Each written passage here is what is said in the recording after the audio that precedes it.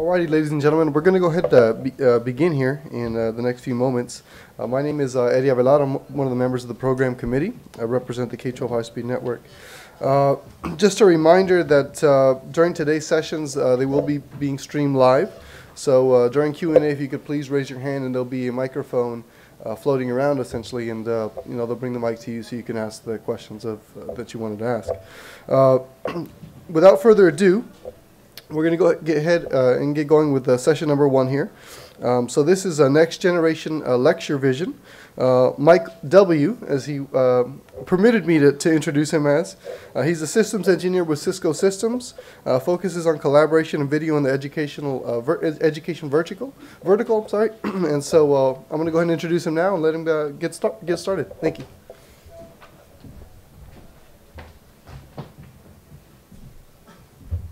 Good morning, everyone. So my name is Mike Wojtczak. It's pronounced just the way it's spelt, nice and easy. I'd love for this to be interactive, so please, if you have any questions, feel free to ask. Otherwise, I'm sure I can find my laptop, find 100 slides, and we can jump through those for the next 20 minutes.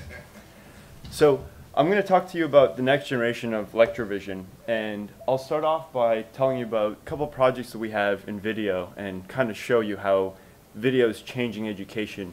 And then we'll go into what we can do now and how that's changing and the futures of it.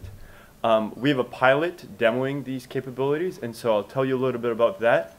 And if your organization would like to participate in that, please come see me afterwards. Again, please, color commentary, questions, anything throughout the presentation, I'll be happy to receive. So we at Cisco are very, very excited about what is happening in education right now. We believe that the education delivery system is going to dramatically change, more so in the next 5 years than it has in the last 30.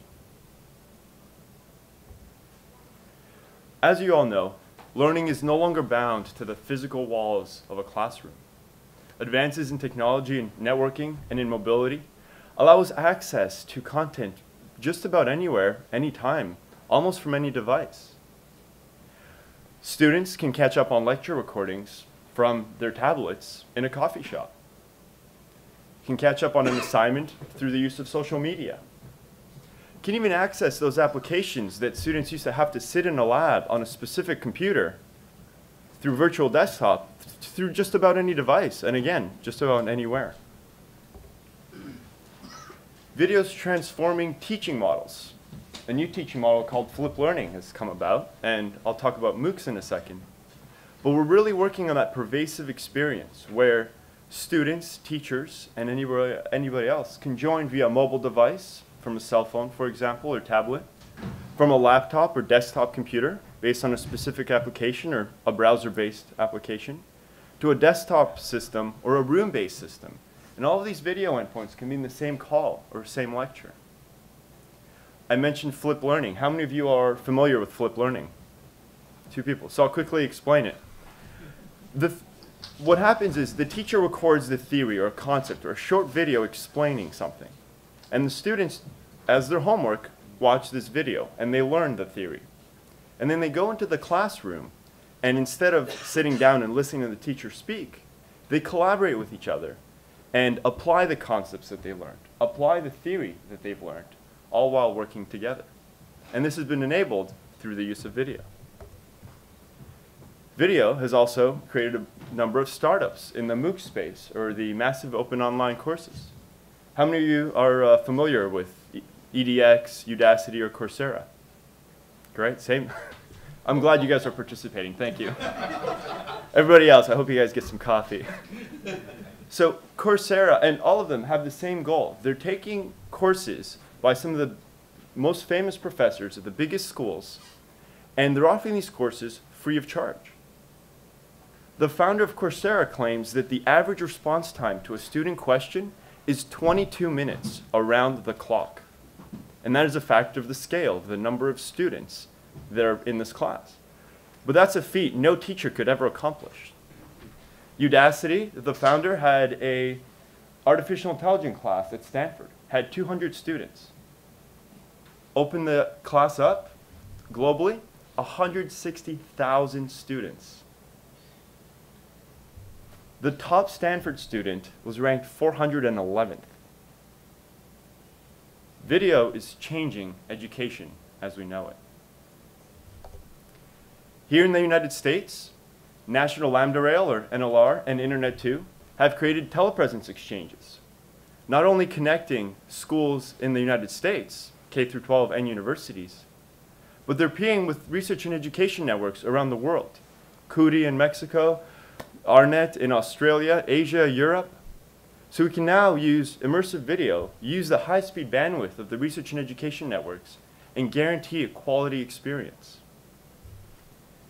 Paradise Valley is a unified school district, a K through 12 in Arizona. Perfect example of a school that leverages video. They believe students learn better by teaching and doing than by sitting in a classroom and absorbing material from a teacher.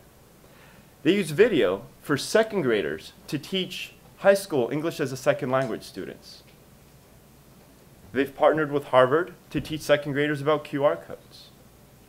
Partnered with MIT to teach third graders Greek mythology.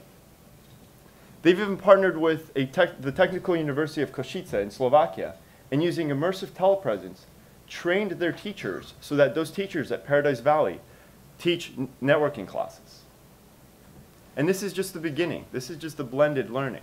They're now working on creating a video content library. They're trying to expand continuing education out to the community.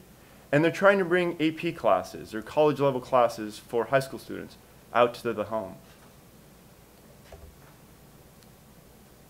The For Virginia initiative was started by the governor of Virginia as a goal to increase the number of university graduates in the Commonwealth. A consortium was created with the 4 largest universities in Virginia, Virginia Tech, University of Virginia, James Madison, and George Mason. And they're trying to ease access to education and reduce the cost of education. One of the things they've done is create video classrooms.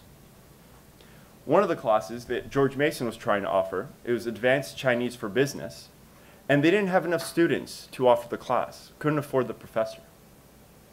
By opening up enrollment to students at the James Madison campus, they were able to hold the class, benefiting students on both campuses.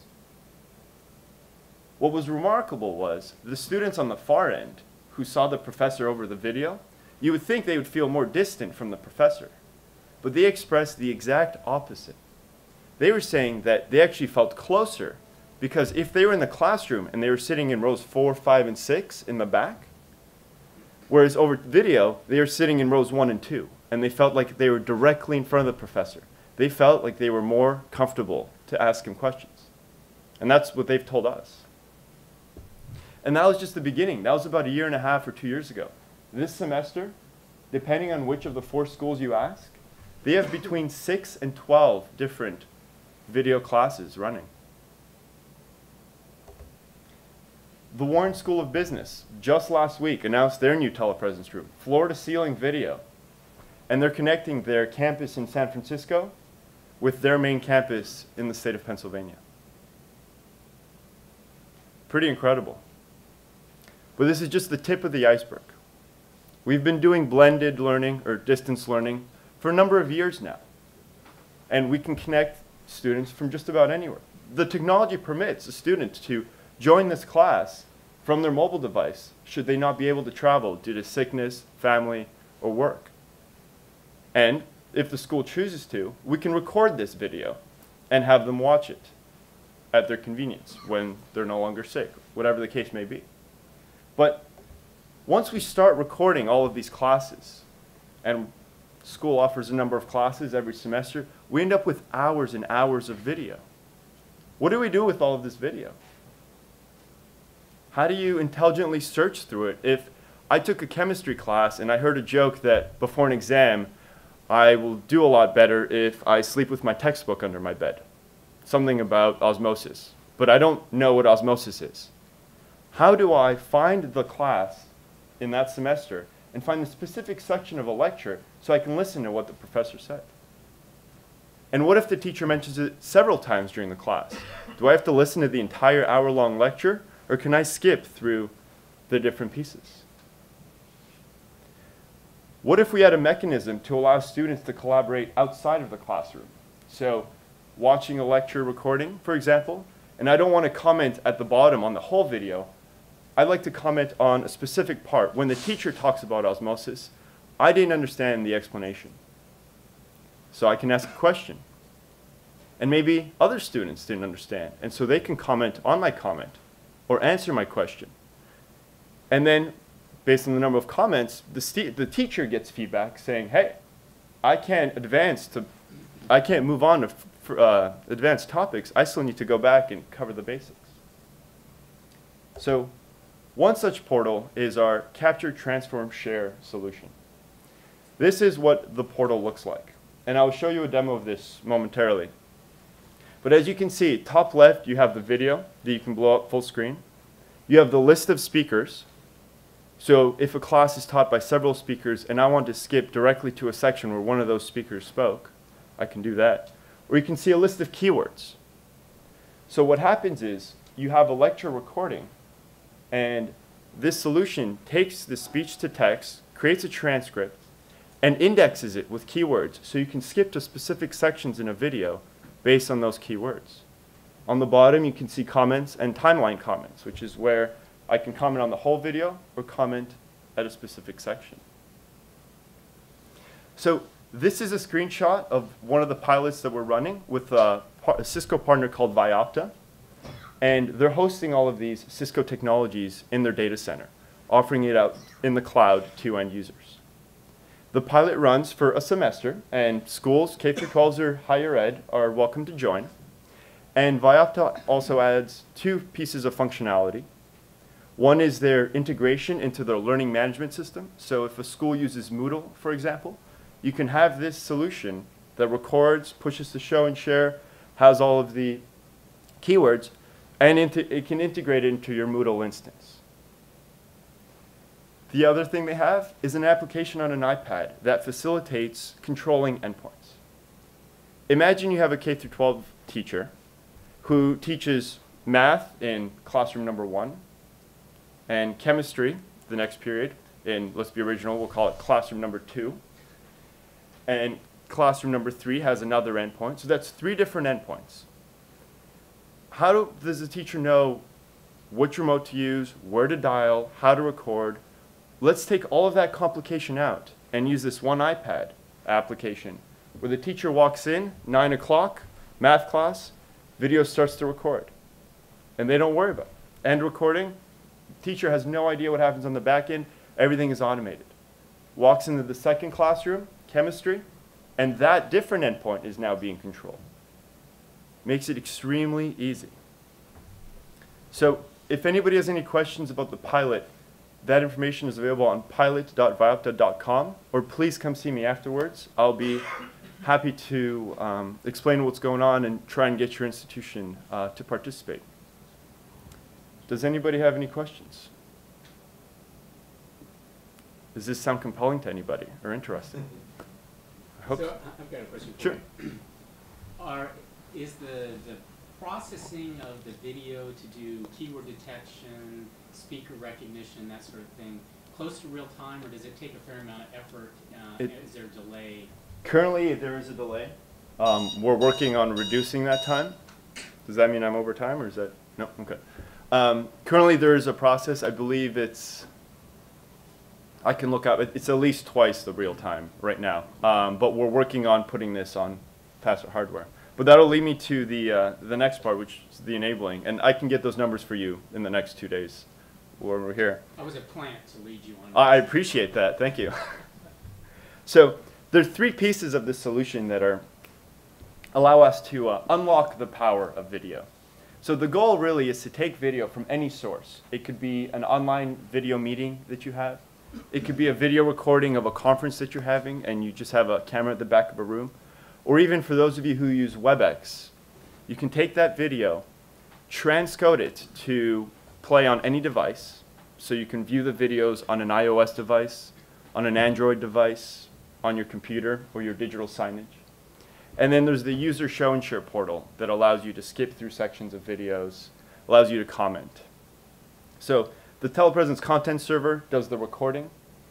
The MXC 3500 does the transcoding and the pulse analytics, which is the speech to text, which is the keyword and all of that indexing. And that hardware is getting beefed up to improve processing times.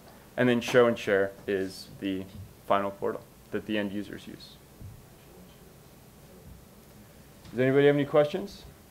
Is the speech-to-text good enough to get you off the hook for ADA requirements? I'm not familiar with ADA requirements. Captioning of materials so that those who can't hear can read the full text at the Yes, bottom? from what I've seen, yes. And it's adaptive, so you can, at the beginning, we've worked with some professors that have a little bit of an accent, and so you can fix your transcript and it'll learn from that. So it is interactive. It does learn to use your voice. And You mentioned ESL classes. Does it do speech to text with other languages? so we're working on that. We're definitely working on that. Because the initial, as you can imagine, speech to text is fairly complicated, right? Even if you just take English, you have American English, Canadian English, and then you can get into Australian, New Zealand.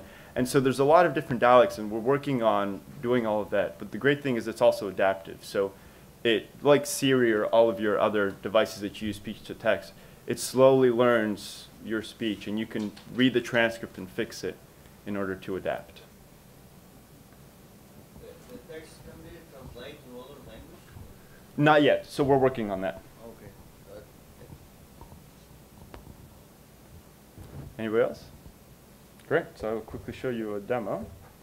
How this looks. So, oh, of course. It wouldn't be a real demo if something didn't. So this is a video from Cisco Live, which is a conference that we have, well, had in London in this case. And you see the main video, and then you see the list of speakers and the list of keywords. In this case, I've clicked on cloud, and you can see the little black triangles under the video, and that shows every time that the word cloud has been used. And so what I can do is I can hit play. Hopefully this won't be too loud. Of the changes. Whoop. I'm trying to adjust the volume here. And I can double click cloud. Cloud delivered services, connecting cloud, connecting the firmware. And I can just skip through every time somebody says cloud.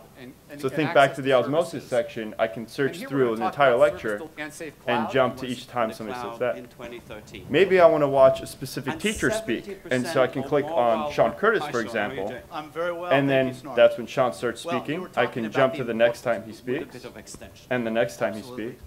And these are keywords that only Sean has mentioned, which are different than when I click on all speakers. Well, it's actually just a suggestion of the best way to reach you right now. You can also do featured videos or related videos, and then commentary and timeline commentary. So we're going to still allow you to use those. And the main page of the portal looks something like this, where you can sign in. So the great thing about this is it adds that layer of security so that you're not putting your intellectual property or your classes online if you don't want to. You don't have to put it on YouTube. You can open this to only the students that are part of your class. And as you can see, you can have different categories for classes, featured videos, public videos, excuse me.